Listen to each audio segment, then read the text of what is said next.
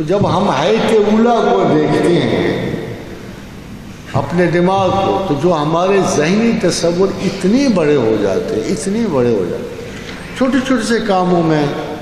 جب کسی کو دیکھتا ہوں سادہ سے بندے کو، کہتا ہے پروفیسر صاحب میں نے ساری رات تہجد پڑھنی ہے، مجھے آپ دعا دو۔ میں کہتا ہوں یار کیوں پڑھنی ہے ساری رات پڑھی، آدھی رات سو بھی تو جاؤ۔ نہیں جی میں نے تہجد پڑھنی ہے، میں نے ساری رات پڑھی۔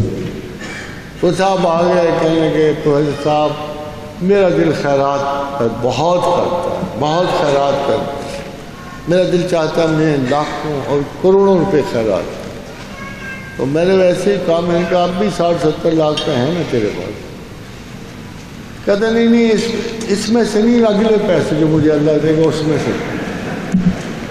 تو خادم حضرات، تو ہمارے امیجنیٹو کانسیپٹس یہ ہوتے ہیں کہ ابھی تک تو میں نہیں کر سکتا، مگر اور بہت زیادہ آئیں گے نا تو میں بڑی خیرات کروں، میں سارا دن بانٹتا رہوں۔ میں دبئی میں گزرا تو میں نے کہا گولڈ جو ہے نا چھابوں میں پڑا ہوا بیچ رہے تھے، پرانی بات، چھابوں میں۔ تو میں بڑا حیران ہوا، ہمارے یہاں تو ایک روٹی نہیں بھری جاتی چھابوں سے، پورے سونے کے چھابے لے کے بیٹھے ہوئے تھے۔ تو لوگ چاہتے یہ ہیں کہ اپنی مرضی کے اسباب تقویٰ سے خدا کو قائل کریں۔ وہ چاہتے ہیں کہ میں کروڑ پتی ہو کے تو خیرات کروں، وہ چاہتے ہیں ارب پتی ہو تو میں اس میں سے 5-10 ہزار ضرور خیرات کروں۔ قاضی حضرات، یہ آبجیکٹو کو ریلیٹو کی بات جو اصل بات بتانا چاہتا ہوں آپ، یہ آبجیکٹو کو ریلیٹو ہونا چاہیے۔ آبجیکٹو کو ریلیٹو یہ وہ معروضی جو حقیقت جو آپ کے سامنے آتی ہے، جب دماغ اپنے ذہن کی ان صلاحیتوں کو ٹرانسلیٹ کرتا، تو جب زمین میں، معاملات میں اور حقائق میں جب ہم اپنے بڑے بڑے خیالات کو ٹرانسلیٹ کرتے ہیں تو پھر جو نتائج نکلتے ہیں وہ اصلی ہوتے ہیں۔ تو خادم حضرات، میری آپ سے ایک درخواست ہے اور ایڈوائس بھی ہے کہ اتنے بڑے بڑے دعوی علم کو اور تقویٰ کو مت شمار کرو زندگی کا حصہ۔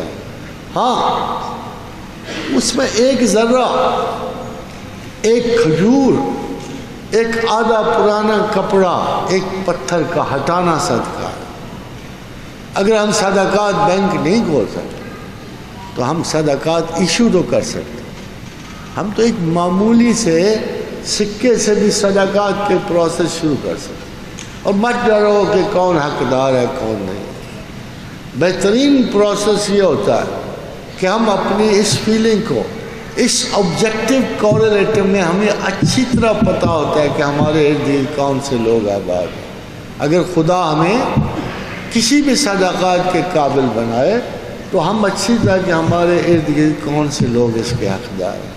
ہمیں پتہ ہوتا ہے کس کی غریب کی شادی ہو رہی ہے، ہمیں پتہ ہوتا ہے کہ کس غریب کے بچے کے پاؤں میں جوتے نہیں ہیں، کس غریب کی چادر نہیں ہے سر پر۔ ہم تھوڑا تھوڑا کریں۔ Don't ever be shy, don't ever be shy. کمی سے نہ متاثر ہونا، اور زیادتی کو بڑی خواہش بھی نہیں چاہیے۔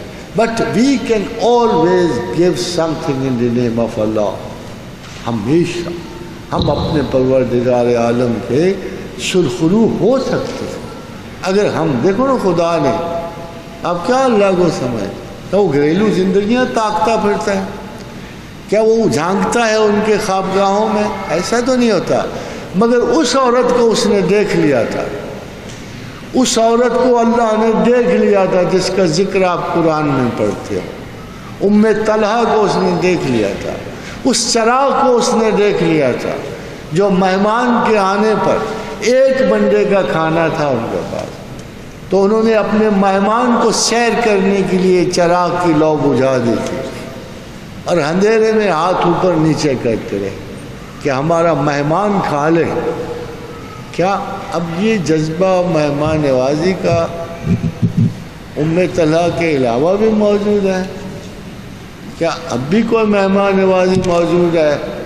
اب بھی ہم کیا اسی خوش اخلاقی سے اور اسی مرتبہ ذہن سے اور اسی سوچ سے ہم اپنے بزرگوں کی باتیں سن کے نا بہت حیران ہوتے ہیں، ہمیں بڑا اچنبھا ہوتا ہے، ہمارا خیال ہے it is impossible, but I swear it is not impossible, کوئی مشکل نہیں، ہمیں عادت نہیں ہے، ہم اپنے بخل کی وجہ سے اپنے آپ کو قید میں ڈالیں۔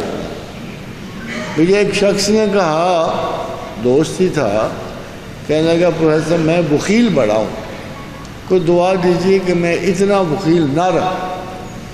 تو میں نے کہا اچھا ٹھیک ہے، میں تجھے تسبیح دے دیتا ہوں۔ تو میں نے اسے، اصل میں اللہ نے جب بخل کا ذکر کیا تو اس کے نیچے وہ اسماء ذکر کیے کہ جس میں بخل کا علاج، فرمایا احضرت الانفس الشح، ہم نے ہر جان کو بخل پہ جمع کیا، مگر اگر تم واللہ شکور حلیم عالم الغیب والشہادۃ العزیز الحکیم، اگر تم اللہ کا شکر کرو اور کثرت سے، اور اگر تم غصے پہ قابو پاؤ اور حلیم الطبع رہو تو اللہ تمہیں بخل سے آزاد کرے۔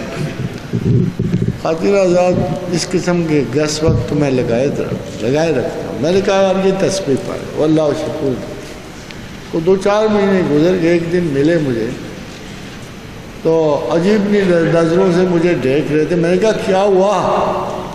کہ سر چنگی دعا دیتی ہے، پہلے جیب بھرے پھرتا تھا، اب جیب میں نظر ڈال تو ہر وقت خالی نظر آتا، ہر وقت دل کرتا ہے جو جیب میں ہو باہر پھینک۔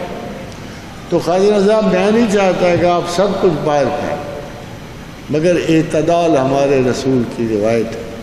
اپنے تحفظات کے لیے رسول اکرم صلی اللہ علیہ وآلہ وسلم 1 سال کا غلہ گھر میں ڈال لیتے، رہتا نہیں تھا۔ آپ کا یہ سوال بجا ہوگا کہ ہم کتنی بچت کریں تو ہمیں تحفظات ملیں۔ آپ کے رسول نے وہ بھی آپ کی روایت چھوڑ دی کہ 1 سال کا غلہ 1 سال کے رزق کے لیے آپ کو تردد ہو سکتی ہو۔ مگر یہ کیا کہ آپ 2 صدیوں کا مال ڈالے بغیر مطمئن نہیں ہوتے؟ یہ کیا کہ ہر آدمی جو ہے پتہ نہیں اپنی 7ویں 8ویں نسل تک کے لیے مال ڈالنے کی کوشش کر رہا ہوتا ہے؟ یہ ان کے کام نہیں آئے گا، رب کعبہ کی قسم نہیں آئے گا ان کا۔